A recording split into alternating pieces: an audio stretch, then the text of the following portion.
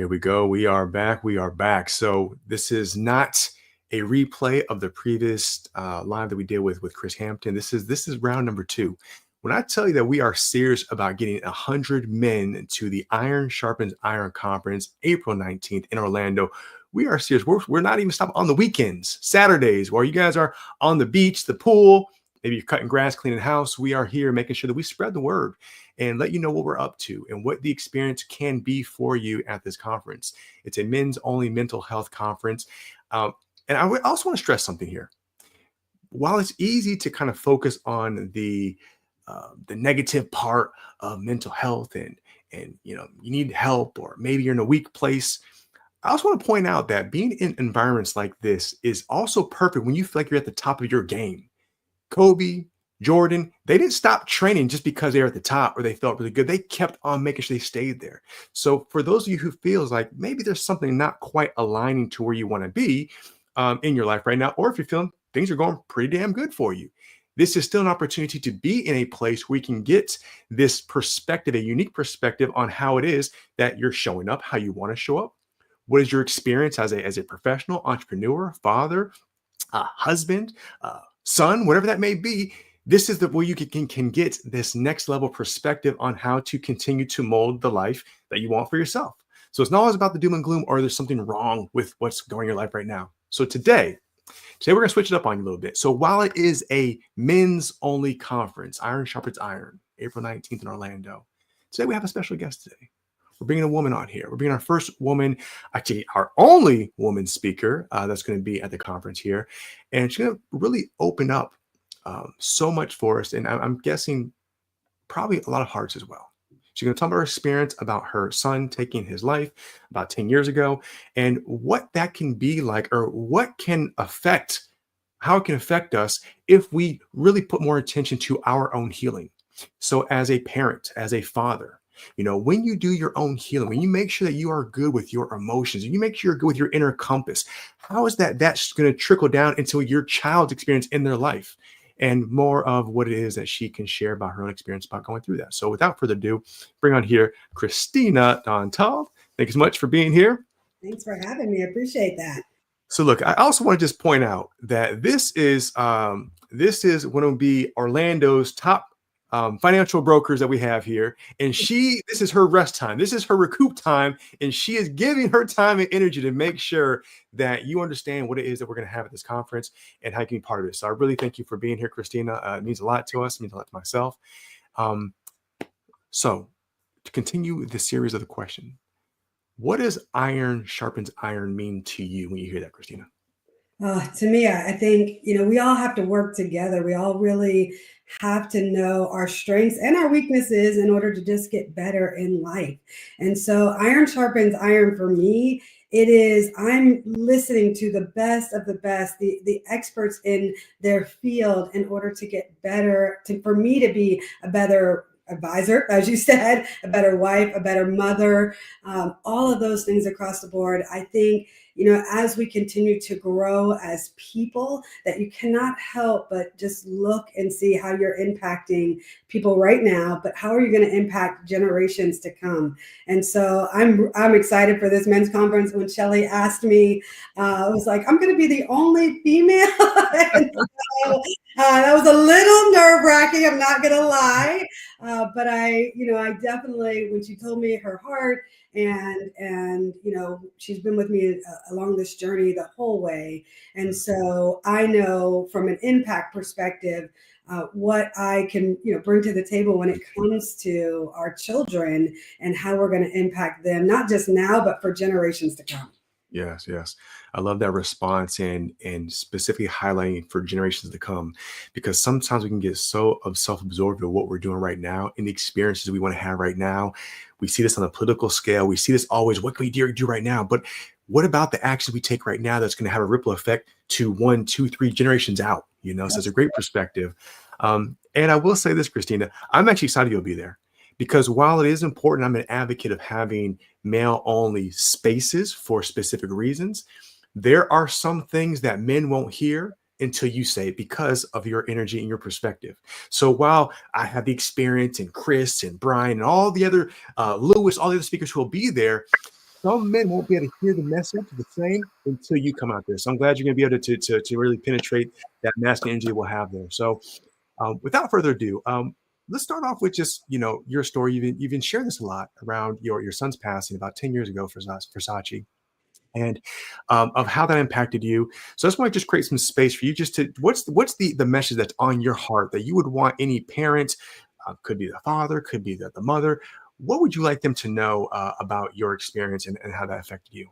Absolutely. Well, I think it's about bringing awareness. I mean, I'm going to share my full story. So that's why you have to be in the house for this Iron Sharpens Iron conference. But ultimately, you know, to give you just short snippets, at 13 years old, our son committed suicide. Our adopted son committed suicide after us just having him for about a year. And so, I really, to be honest, lived in a glass bubble. I really didn't have anything bad or horrible happen to me in my Mhm. life until that happened. And Right, right. so it really exposed a whole world for me of what are our young men going through, what are our kids going through, what do we need to do to impact them and change what's Mhm, happening. The statistics are staggering. I can give you some of them as we go mhm, through mhm. the call today, but ultimately, I really just want to bring awareness to what is happening with our children, the mental health crisis that's going on Mhm. right now, and how, listen, our men, I'm a believer, and I'm going to tell you 100%, our men are the key to helping turn around some generational things that are going on with our children. And I can't say that enough. As a mother, there's only so much I can impart into my son or into my daughter, but there is a special place that men Mhm, mhm. specifically in our children's lives that are going to change everything. And I think when men are healed, when women are healed, and we begin to impart properly into our kids, it really changes the dynamic of what's happening in your family as well as what's going to happen for generations to come. Yes, beautifully said. And Christine, I'm glad you're reverberating that message that's been coming out organically in all these conversations. Is Mm, it's not a competition between men and women. yeah. Men, are going through some things. Women are going through some things. And if we can just understand that and stop trying to make it about this battle of who has it worse or who should do what, at the Yeah. end of the day, it's personal responsibility, right? Hmm. So men have their part in this, women have their part in this. And we start doing more of this and less of this, we'll be off good here, right? I agree. Yeah. So Christina, when you mentioned about, mental health, especially with young boys, let's bring it there. Because when we're in the virtual green room there, we were kind of talking about just kind of get to know each other a little bit. And you mentioned about, warning signs. And is there anything that you learned about the any warning signs that, that could be shared about what maybe happened with a young man in someone's world that could be something? It doesn't mean it's going to be, be the thing, but what could be the warning sign that someone is not doing okay? So, and again, I'm not an expert. I won't say I know exactly the details, but I will say, men tend to internalize things. They Mhm. think they can take it in and handle it. And so, when we personally would notice, like, not being as open or not discussing as much or not, trying to make sure everything was okay. For Versace specifically, he was the oldest of three siblings. He always felt like he was the protector, even at a young age, of his two younger siblings. And so, what we really saw was, more so on his side, we just saw a lot of maybe not being as open, really internalizing stuff. I just thought he might be quiet. Again, we only had him a year or so, and so we didn't really learn all the ins and outs. But now that looking back, I can certainly see some of those signs. And then, just things, he'd want to be alone, or I would notice things on him, and he would always have a excuse for why that happened or what happened. And again, as a mom, you're trusting, you're believing, but I definitely wish I would have had my eyes a little bit more open to that. And truthfully, like I said in the beginning, it was just more my rose-colored glasses on. Okay, life is great. These kids are gonna have a great life because they're with us now. But really forgetting, they did, especially the first 10 years of his life, went Mhm. through some trauma, and not only physically but mentally. And so it really had affected him. And I even though we had counselors, and I just Mhm. wish for me as a mom, I wish I would have dug into that a little bit deeper. And so that would have been my goal now. And then my kids will tell you since then that's been my goal. Sometimes Right. I'm too much in their business. Mhm. Yeah, yeah. Thank you for sharing what that was like and what it was, what was coming up. Because at the end of the day, what you're saying is nothing too uncommon. We see this with everyone, but then we see this a lot of men. Yes. When we feel a certain kind of way, we kind of shut down. We get quiet. Just earlier we were talking to to Chris, and he said, "Hey, we go into our internal man cave or a real man cave." Does it mean that again, where a man is going through something so hard that it's becoming unbearable? However, this is why when I'm speaking to the men out there, whether it's on this platform, other communities that I'm part of, is no one can tell you what is off with you. Only Right. you can look inside, feel inside, to say, you know what, this is feeling a bit overwhelming. It's a bit too much. It's actually a lot for me to carry right now. And without you being able to give yourself permission to articulate that to someone, to your mother, to your partner, to a close friend, to a counselor, to whoever that may be, you might be carrying too much, and you don't know how it's going to affect you. It Mhm. doesn't have to be to the extreme of which you take your life, but it can just be in your day to day. How's that showing up for you? Yes. Is that weight throwing you off kilter? And so, Christina, with that, going through from the whole process of having him and seeing like, okay, great. So this is their turnaround. This is where these siblings now they're safe, loving, home. And now we're going to see a shift here. What was that like? I mean, to actually feel like, okay, it just wasn't enough because there's 10 years, there's more than a decade before he got to you. Yeah. What was that like for you to kind of think about what he may have been carrying or holding on to, even though he was in great position? If I could be honest, probably the most uncomfortable time of my life was that 5 to 10 year period Right, after his suicide. And ultimately, I had to learn a lot about myself. Personally, I had to go to counseling and understand myself and how I operate. I had to do it for my children. I needed to really look back and say, okay, listen, my children are different than me in the sense of they have their own personalities, own things they want to do. How am I going to be the best mom to move forward with them? One of the things I've always told my kids, I am never going to be the gray area mom. right. I am black or white. There's no gray area for me. It's Mhm, yes or no. And mhm. I felt like, through life, they had enough people in their life that were gray area friends, just different people in their lives. And I didn't want them, I needed to be their safe zone no matter what. And Right, so that was really what I tried to create, that safe area. That was not easy. It's definitely right, not easy with kids that have been hurt right. through their past. They Mhm, were not trusting of mhm, me. mhm, They mhm. honestly probably thought I was more of the enemy than anything. Right, yeah, yeah. And so we had to work through that, and it wasn't easy. It took years. Had to Mhm. really listen. Sometimes we would do counseling sessions together, and I had to get gut checked, if I can say it that. Right, yeah, yeah, yeah. They would throw out things, and you guys know teenagers do not hold back.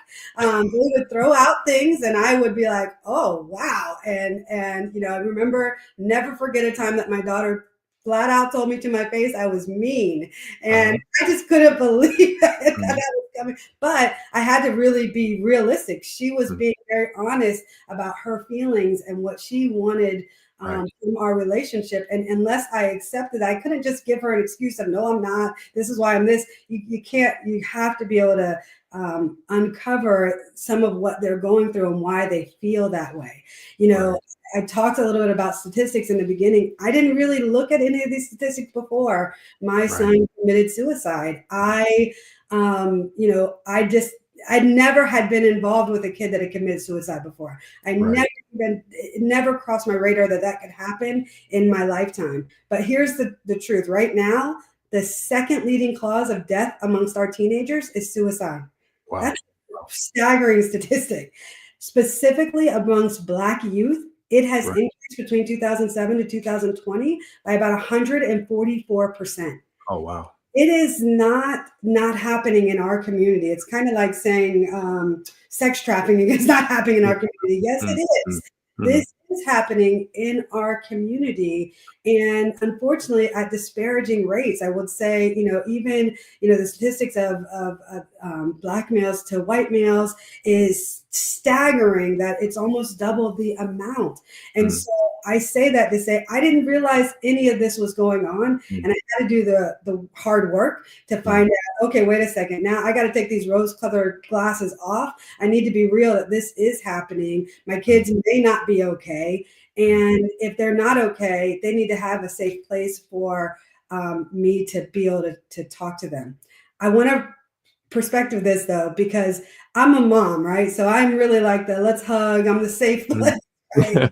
This is where I know a man has to come into play, right? There is just things from their dad's perspective or from a father's perspective that I could not give them. And I realized I needed to be strong even for him in order for him to be strong for them. And so ultimately, and again, strong isn't always the best word because you can't just let it go, right? Right. But I will say that, there is things, from a son's perspective, from a daughter's perspective, Mm, they need their dad. There's just a port that I can't touch. Daughters need security and protection. They're gonna feel that from their dad. Young men need their fathers mm, to show them the way, and that it's okay to be vulnerable. And so that was an area I couldn't just open up. I needed help in order to make that mm. happen. Yeah, thanks for that. I'm so just enthralled by what you're saying. I'm forgetting that I'm actually doing the interview, and so I'm just like, oh, I gotta get back on track. And I'm in it with you. So thank you for just speaking. It's coming from the heart. It's touching me in a way where yeah, it's really captivating.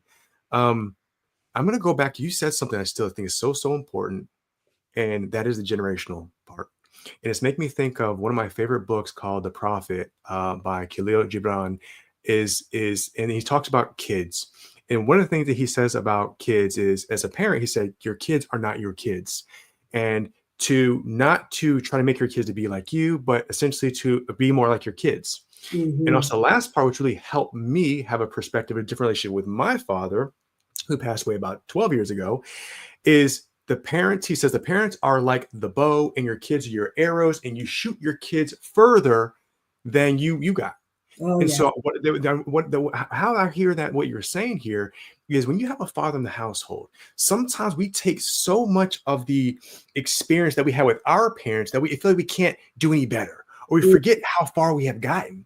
And as a parent, your role is to be, I mean, everyone's got different views on this, but your role is to do your damn best, yeah. launch your child forward, and trust the process. Mhm. And so when we have men who come to this conference, the Iron Sharpens Iron Conference, April 19th, understand this. It's you can't fix everything. Your child's going to have their own independent experience. But as Yes. Kristina is saying, when you are under, more in tune to your emotions, your experience of yourself, how it is that you are being a safe space for your child, not taking their truth personally. I love what you said when you said your daughter gave you that gut check, and you're like, but that's her experience. I Mhm. can either take it personal and defend that and say, "Well, how dare you be so ungrateful? Look, everything I've given you," and go get on, getting your feelings about it, or just say, "You know what? That's her experience. How Mhm. can I understand what it is that she's trying to transmit to me and not cut off that communication?" Right.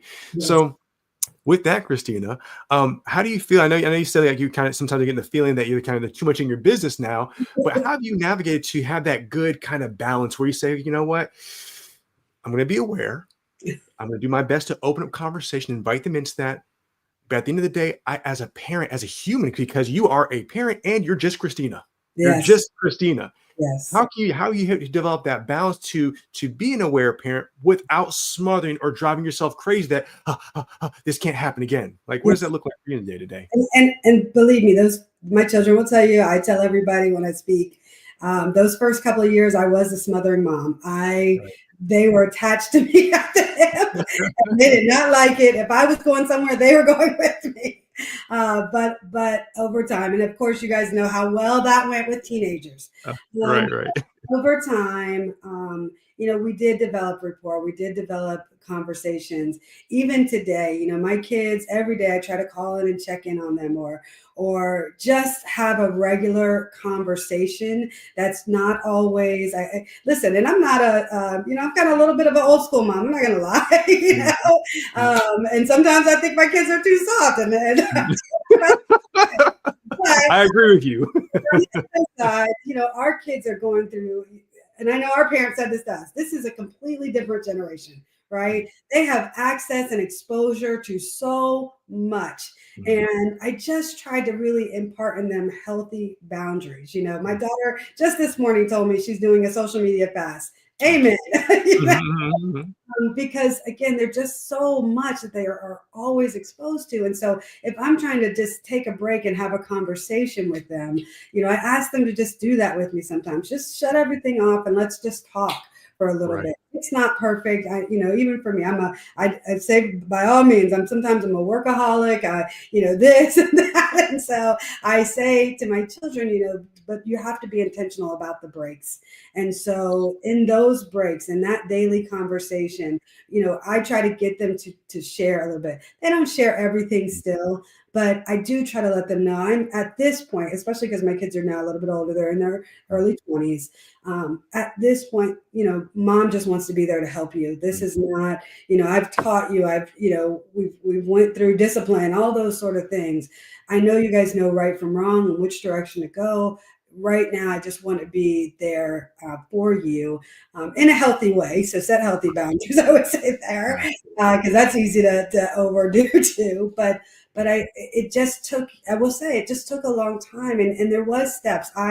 Originally I thought I could do this myself. I mean, I joked with Shelly when we first started this. I mean, again, years ago, that first 6 months to a year, I was like, oh, I'm cured, I'm good. And then I had a mental breakdown like in year two. And Yeah. I was like, oh, I'm not good. Mhm. This is not just a pick up your, and be the strong, head of your household type sort of woman sort of thing.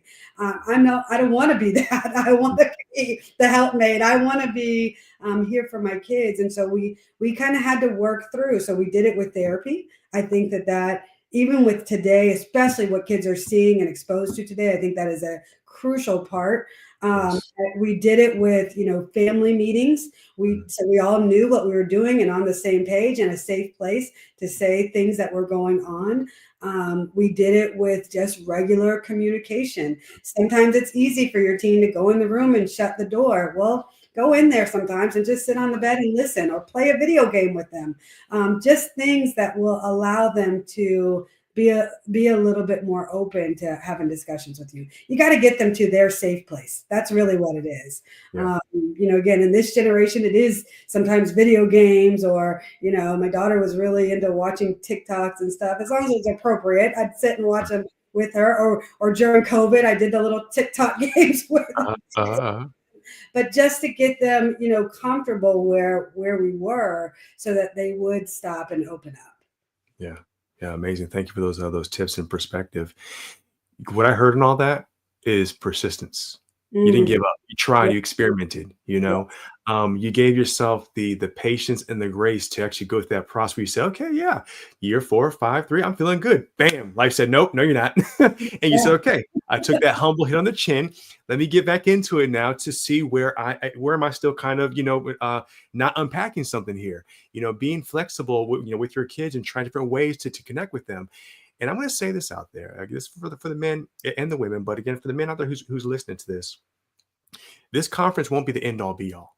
So Mhm, whether you are further along in your journey, you have done some work, or this may be your first time, you're both welcome to be here, right? mhm, Because this may be a continuation of the work you've put in to understand yourself.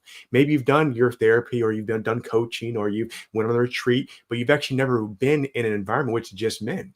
I know I've been in men's work, men's spaces exclusively for about 7 years now. And the first time was very uncomfortable for me.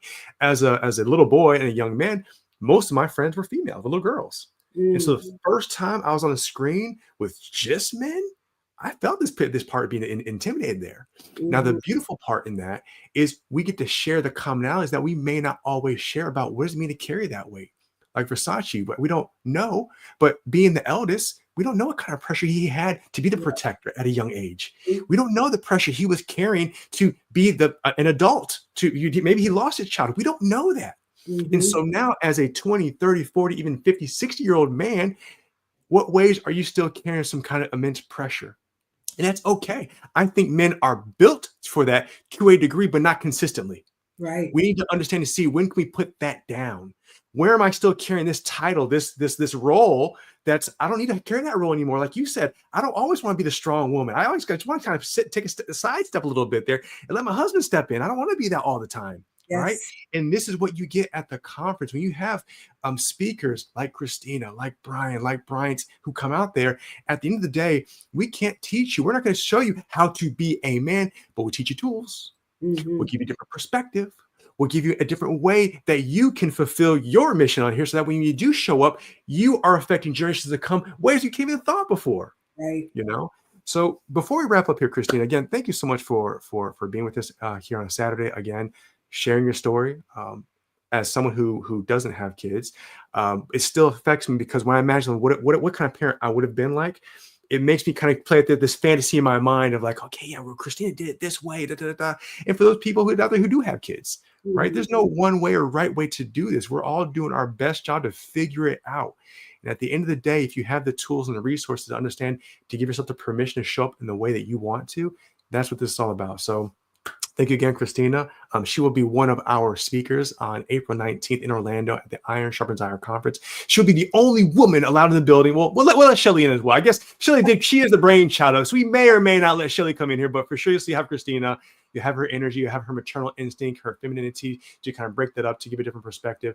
But what would you say out there to, actually, let's do this. Let's say it out there to a mom, a wife, a girlfriend who thinks, you know what? A man in my life could benefit from this kind of event.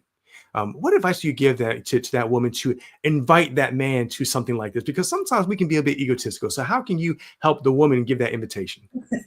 Well, listen, that happened in my own household. I had to to sit back and say, I think you should be in the room, husband. And so, that's really it. As women, we are helpmates. We're encouragers. Be the encourager to go and help him attend. Give him the freedom to attend. Listen, make it a gift. Buy the ticket Right, and give right. it to him. I would box it up in a nice, beautiful box with a bow and say, "This is for you. This is your day. Whatever you need to do to be free that day, I want you to be in the house. I got the kids. I got dinner. I Yeah. got this," so that he is just free to focus at this conference. And so, and listen, it will be life changing for him. It'll be life changing for your family. It'll be life changing for your children. And we all, you mentioned a few minutes ago, our story. We all have a story. I talk about it in my world of finance, my money story. Yes. Those things that happen to us as kids impacted and the way we think and the way we do things. And the only way to shift that is to get into rooms like this, where iron sharpens iron, and you Yes. find the right people. Again, a lot of men are not exposed to a bunch, a group of men at one time. That's a huge thing. They need each other, just like women are natural at that. We need Mhm. each other. We get together all the time. Men don't do that, but they need to, right? Right. And so I would just encourage you, as women, as mothers, as even daughters or sisters, do this for the man in your life. Pick up a ticket for him. Allow him to be in that space at that time in order to really just connect with other men and really learn and start this journey. It might be a journey that's already been going on, but start this and continue this journey on a path to really shift everything in their life. Kristina, I love the fact that you said put it in a box, gift it up. Yes. And I'll say this, because sometimes, women do come to ask me about how can Brian, I love what you're saying, I love what you're doing, but I think my husband and my boyfriend may not respond to it. The best thing you can do is make it about him. If you say you need this because I don't like the way you show up, because you're angry, you don't communicate, so do this, he's not going to go. But if you Mhm. do this, you say, hey, I saw this thing, I heard about this event coming up, iron sharpens iron. I think if you love it. Yeah. Actually, I even got you a ticket. I got a ticket for you and your son. I got a ticket for you and your best friend, right? And make it about that and make it easy. We'll be more receptive to that. But if you present it to us in a way in which it's almost like I need to be fixed, I'm shutting down, right? Right. And the next thing is, for the men out there watching this, sometimes we can be really bad about giving ourselves that gift. So Right. don't wait for the woman in your life to do it. So if you're watching this, click the link below to teach me how to heal. Buy your ticket, buy it for yourself, buy it for your son.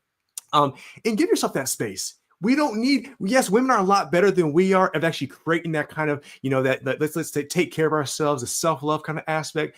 But we also, as men, I believe, need to learn how to do that for ourselves. And this is that opportunity to be in spaces like this. This is for you.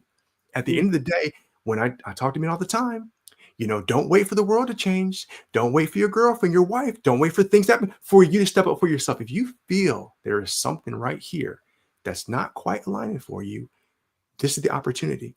No one can drag you here. No one Right. can force you. It's for you to step in, and the door is open. If you choose to walk into it, that's on you. And you'll have people like Kristina there to bring that nurturing energy, that maternal energy. You have people here to give you that opportunity to explore that. So April 19th, Orlando, men's only, exclusive, except for Shelly and Kristina, conference in Orlando. Click the ticket, pass along, and we will make sure that you are well taken care of. Kristina, thank you again for being there. Thank you for your energy, your passion, your heart. Thank you for all the voices that you're speaking on behalf of men, women, parents, all of it. I look forward to meeting you face to face April 19th. All right. So, yeah. Yeah. Have a great day. Bye bye.